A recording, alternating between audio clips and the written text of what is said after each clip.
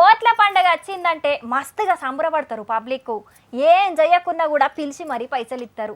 తినకుంటుంటే బిర్యానీ ఇస్తారు, నీళ్ళు అడిగితే మందు పోస్తారు అని చాలా మంది పబ్లిక్ పార్టీ సభలకు పోతూనే ఉంటారు.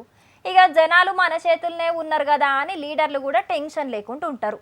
అయితే ఇప్పుడు జనాలతోటి ఓట్లు వేయించుకునుడు కత్తి మీద సామె అవుతున్నదట లీడర్లకు. ఇన్నొద్దులు 500 తీసుకొని ఓట్లేసిన పబ్లిక్ ఇప్పుడు నయ్యి అంటున్నారట.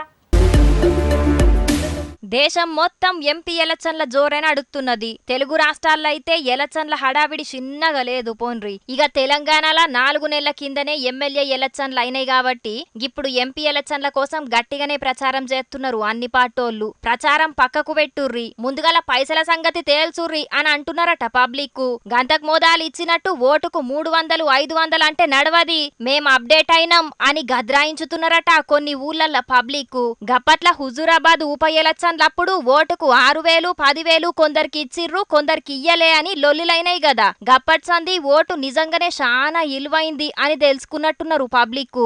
అందుకే దాని ఇల్వ తక్కువ చేయకుండా ఎక్కువనే అడుగుతున్నారట పైసలు. 500 ఇచ్చి ఓ మందు సీసా ఇచ్చి షెయి దులుపుకుందామని చూస్తే దుమ్ము దులిపేందుకు కూడా తయారుగున్నారట పబ్లిక్.